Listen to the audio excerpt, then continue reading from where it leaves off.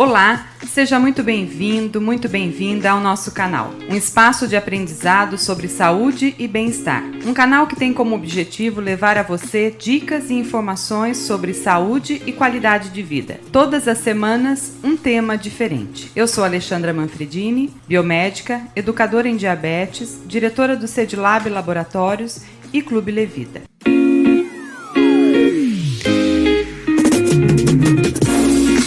Segundo o Ministério da Saúde, as gestantes e puérperas são mais vulneráveis a infecções e, por isso, estão nos grupos de risco do vírus da gripe. Sendo assim, para a infecção pelo Covid-19, o risco é semelhante pelos mesmos motivos fisiológicos, embora ainda não tenha um estudo específico conclusivo. Portanto, o cuidado com as gestantes e puérperas devem ser rigorosos e contínuos, independente do histórico clínico das pacientes. Bom, já deu para você perceber que hoje nós vamos falar sobre as gestantes, a gestação e o risco das complicações da Covid-19. E para isso, é um prazer muito grande que eu estou aqui com a doutora Mônica Bonaparte.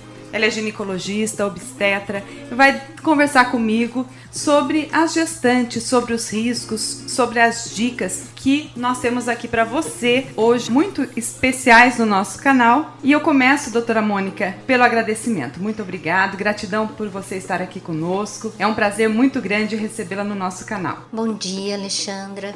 Eu agradeço o convite e te parabenizo também por essa iniciativa, por levar assim tantas informações à nossa população, várias áreas da medicina, e acho que esse trabalho que você não vai parar nunca mais, vai continuar trazendo sempre informações de diversos temas, que isso vai continuar sendo muito importante na vida da nossa população de Pinda e da região. Com certeza, né? Nosso trabalho realmente é levar a educação. Eu creio muito que a educação ela faz parte do tratamento de todas as doenças, não só do diabetes, que é o maior trabalho que nós fazemos, mas também de todas as doenças de uma forma geral. Aquilo que a gente conhece, a gente consegue controlar e a gente consegue prevenir.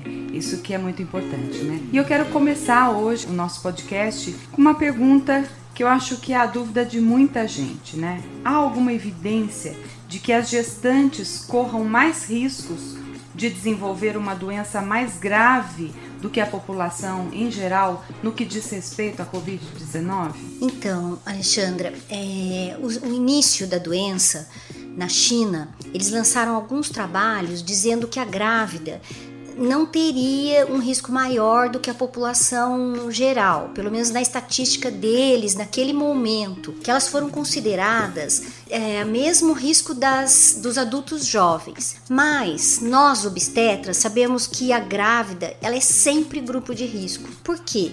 Porque ela tem no seu organismo alterações cardiovasculares, imunológicas, hematológicas, até para proteção do bebezinho, daquele concepto que está com ela, para não agredir o concepto, várias alterações fisiológicas, como você citou. E essas alterações fisiológicas, normalmente, já trazem a grávida para um grupo de risco. Então, nós ficamos assim um pouco tranquilos com essa informação desses trabalhos, mas hoje em dia, o que está acontecendo com a observação no Brasil é que as grávidas, sim, continuam tendo a gente tem que ter um zelo, um cuidado maior nessa fase fisiológica que as mulheres passam, porque acreditamos, sim, que ela seja um grupo de risco maior para complicações. E além disso, nós estamos lidando com as duas vidas, da mãe e do bebezinho, daquele concepto. Sim, se a gente pensar que a Covid-19 não é apenas uma doença respiratória, ela é uma doença sistêmica, onde todo o organismo ele está envolvido, né? Toda a parte hematológica está envolvida, toda a parte de coagulação está envolvida, toda a parte cardiológica está envolvida, além da parte pulmonar. Não é? Sim, e uma das complicações que tem se estudado agora do Covid para a população em geral é que ele faz microtromboses pulmonares, que é muito grave. E a grávida já tem um grupo de risco para tromboses sistêmicas muito maior do que a população em geral. Então não dá para a gente considerar a grávida como um adulto jovem que não está passando por nenhum período de estresse fisiológico e de doenças. E como nesse caso, então, as gestantes devem e podem se proteger do coronavírus? As gestantes, a gente tem conversado muito com as pacientes no consultório, que elas têm que fazer um cuidado extremo. Inclusive, a gente acha que as gestantes, mesmo as que não são do grupo de risco para outras doenças, não são diabéticas, hipertensas, elas não têm patologias de base, porque a gente acaba lidando com gestantes que têm outras patologias. As pacientes que têm lúpus, HIV positivo, aí realmente elas já estão no grupo de risco. Mas nós estamos considerando mesmo as gestantes saudáveis, jovens, como um grupo de risco, sim, para estar em contato com a população. Então, a recomendação da SOGESP, que é a Sociedade de Ginecologia do Estado de São Paulo, é que, se a gente puder, a gente afaste essas gestantes, mesmo as que são saudáveis, dessa linha de frente, de comércios, de hospitais, porque acreditamos sim que ela possa contrair e causar um dano maior para a sua saúde, para a sua família. Então, assim, elas precisam estar em isolamento social, né? Mantendo-se dentro de casa, com todos os cuidados que toda a população deve ter de higienização, não é? De uso de máscaras, caso necessite de sair à rua. E uma coisa que eu vejo que é importante é que nesta fase existe o pré-natal. E o pré-natal não pode parar, não é? E quais são esses cuidados? Porque às vezes a gestante que está em casa e sente um mal súbito, sente ali ou começa com um sintoma de febre, ou uma dificuldade de respirar, alguma coisa assim, ou de uma maneira geral a população, o primeiro recurso que ela tem é buscar um pronto atendimento, um pronto-socorro, alguma coisa nesse sentido. E para a gestante, eu acredito que tenha uma orientação mais específica no que diz respeito a isso.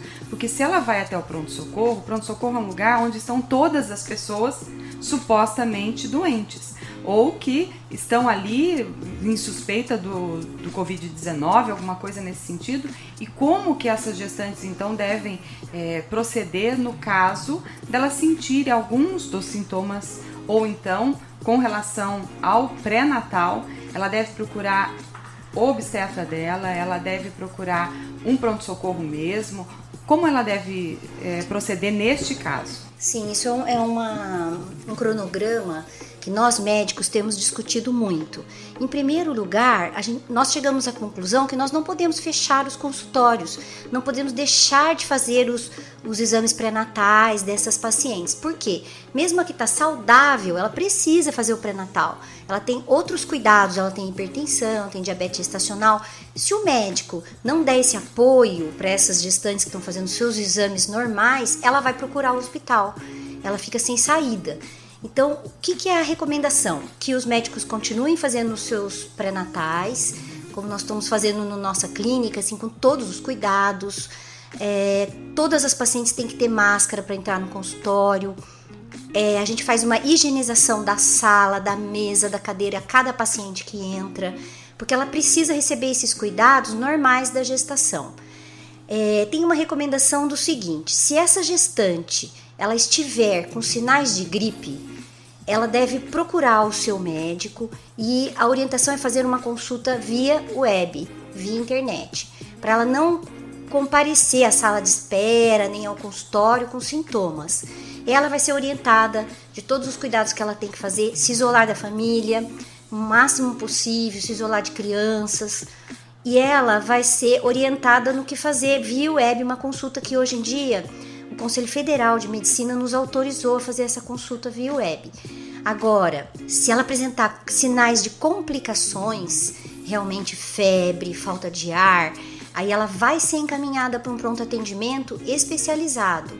Dentro do hospital foi setorizado essas pessoas que têm sinais de uma infecção respiratória mais grave, que pode ser o Covid, ela vai atender separadamente, também com todos os cuidados, mas separadamente das outras que não têm sintomas. Então, eu acho que esse cronograma, a gente não pode deixar parar o atendimento às nossas gestantes e também as complicações ginecológicas que muitas pessoas estão tendo, uma paciente com uma infecção de urina, ela vai se expor e ir para o hospital, sendo que ela pode ser tratada numa clínica, num ambulatório. Então eu acho que realmente nós não podemos parar. Mas no caso do Covid, a gente tem essa orientação. Se ela tiver sinais, ela vai ter que ser orientada e tratada. Nós podemos até fazer receita com assinatura digital e encaminhar para ela comprar. E ela vai ficar isolada. Mas aí, quando houver gravidade dos sintomas, o médico vai saber para onde encaminhá-la para um setor especializado. Perfeito. E a Covid-19, ela pode ser transmitida da mãe, né, da mulher, para o seu bebê, ainda, né, no nascer, no momento do parto, ou então para o recém-nascido? Estamos fazendo exames das secreções, para ver se procura o vírus nas secreções. Agora, os últimos trabalhos, uma coisa importante é a amamentação, né? Os últimos trabalhos disseram que o leite materno não houve a detecção do vírus ativo. Porém, é uma coisa muito especial porque isso tem que ser discutido muito com aquela mãe. Porque se ela estiver em boas condições, mesmo contaminada, ela pode amamentar. Só que com todos os cuidados, porque a principal transmissão ainda é a respiratória. E esse bebê vai ficar muito pertinho daquela mãe. Respiratória, mãos, higiene. Então ela tem que ser muito orientada aos equipamentos de segurança que ela vai usar, máscara. Em São Paulo, graças a Deus, aqui a gente está bem tranquilo no interior, né? Mas a gente está fazendo umas conferências entre médicos. Em São Paulo, o bebê está ficando com a mãe quando ela está em boas condições de saúde, mas num distanciamento dentro de um quarto que possa ter um distanciamento para a respiração da mãe não transmitir para a criança. Tem até se discutido se ele deve ficar dentro de uma incubadorazinha fechada. Alguns hospitais acham que não, mas num distanciamento a mais de 2 metros dessa mãe. E ela, para amamentar, ela passa por todo um protocolo de higienização, de máscaras, e ela amamenta. Tem mães que, por medo, por cuidado, às vezes ela prefere não ficar com a criança. Mas foi discutido que a gente não pode tirar essa decisão daquela mãe, mesmo estando contaminada. Porque às vezes o problema emocional, psicológico que isso pode causar para a criança e para ela também é grande. E na hora do parto, o que acontece? A gente sabe que ela tem um esforço respiratório, que ela faz força, então tem muita vaporização de ar contaminado. Então tudo isso os hospitais estão sendo muito bem orientados, assim, que ela tem que estar de máscara, os enfermeiros, o médico, toda a equipe de berçário, um cuidado muito especial para essa transmissão da mãe para o bebezinho não acontecer ali naquele momento do parto. E com relação à amamentação ainda, que eu acho que é uma grande dúvida das gestantes, das mães, né, de uma maneira geral, nós sabemos o quanto é importante a amamentação, o quanto que é necessário para o bebê, porque muitos anticorpos eles vêm da mãe para o bebê no momento da amamentação, e o quanto é importante para a saúde, não só a saúde física do bebê, como a saúde emocional daquela criança também. Então, as mães que estão saudáveis, né, que não tiveram contaminação pelo coronavírus, elas devem continuar amamentando, né? É isso que eu quero, essa resposta, no sentido assim, de repente tem mães que podem pensar, eu não vou amamentar porque eu não sei se eu tô com o vírus ou não, e para não transmitir para o meu filho, né? Então eu quero saber qual é a indicação mesmo e qual o cuidado que ela tem que ter, como a senhora já falou da higienização, tudo, mas na questão de incentivar mesmo a importância do aleitamento materno de uma maneira geral e para as mães que estão saudáveis continuar amamentando. Sim, a gente tem que pensar isso. Imagina se a mãe contaminada pode amamentar, imagina a mãe que não está contaminada, que está saudável, que não sabe, ela deve amamentar, até porque ela vai passar outros anticorpos para esse bebezinho crescer, passar essa fase dos primeiros meses mais saudável, mais forte. E o emocional é muito importante a ligação da mãe com esse bebê. De maneira alguma as mães devem parar de amamentar. Ela vai trazer com que ele fique mais saudável, com mais anticorpos para enfrentar outras doenças, porque a gente não pode pensar só no coronavírus e esquecer toda a recomendação de outras doenças que essa criança está exposta. Eu posso assim falar até por mim, né? Eu sou mãe, eu tenho 3 filhos e amamentei os 3 filhos. E a amamentação, eu digo que ela começa no momento que a mulher engravida. Porque quando a gente engravida, há todo um sentimento ali de medo, de ansiedade, né, de expectativa muito grande por aquela criança. E a felicidade, a alegria e o prazer, ele precisa, todos esses sentimentos, eles precisam sobrepor o sentimento do medo. Porque amamentar é um ato de amor. Amamentar é a gente imaginar que aquela criança depende única e exclusivamente do alimento que nós somos capazes de produzir. Deus é tão perfeito que Ele faz até esse elo entre a mãe e o filho para que esse filho possa ser alimentado com amor. Então a amamentação é um ato de amor. E se a gente entende isso, a gente vai nutrindo esse sentimento ao longo da gestação para que naquele momento que a gente tem a criança nos nossos braços, a gente entenda que nós somos fonte de alimento para ele. Quando a gente entende isso, todo o medo vai embora. Porque o começo, ele é difícil. Ele foi difícil para mim, ele foi difícil para você. Sim. E ele foi difícil para muitas mulheres. Dói muitas vezes, às vezes a maneira como a criança ela pega ali o seio, né, o bico, machuca, chega a ferir. Eu tive esse ferimento, eu sei que dói. Mas a persistência, ela é a chave para que a gente possa realmente amamentar.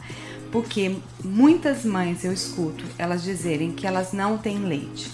Leite nós temos e nós produzimos o leite. Mas para que esse leite possa ser produzido, eu preciso trabalhar o meu emocional. Porque quando eu estou tranquila, quando eu entendo que eu sou fonte de alimento para o meu filho, eu diminuo essa minha ansiedade. E aí o leite vem, e ele vem com muita força, né? Eu falo isso porque eu tive muito leite.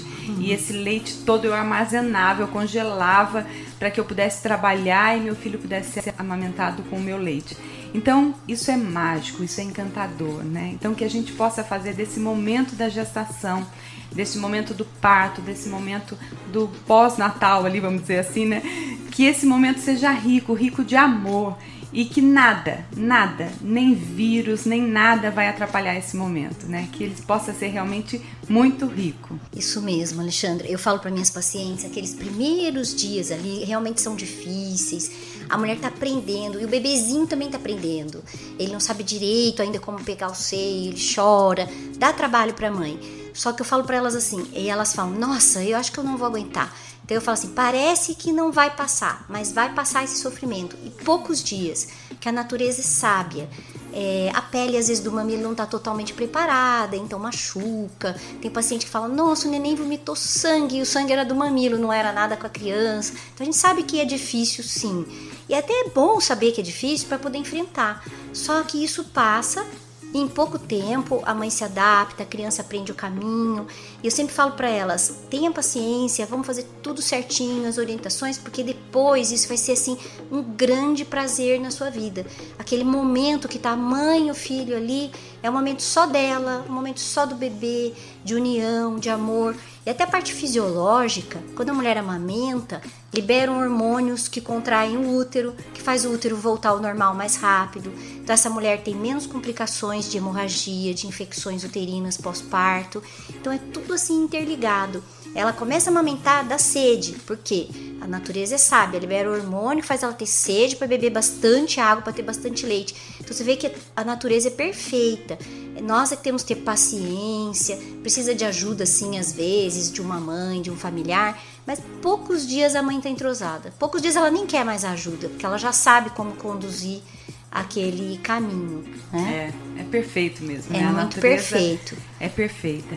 E pra gente encerrar então, eu gostaria que a senhora deixasse algumas recomendações, algumas dicas importantes então, de segurança, de higiene, de cuidados que essa mãe deve ter para que ela possa ter realmente uma gestação cada vez mais saudável e um parto e um momento ali com o teu bebê mais saudável ainda. Então eu acho assim, a recomendação é não deixe de fazer o seu pré-natal, não deixe de procurar um obstetra para caminhar com seus exames, com as orientações, com a investigação da gestação, porque eu acho que pelo medo também, o que está acontecendo, tem umas pacientes que não estão indo fazer seus pré-natais.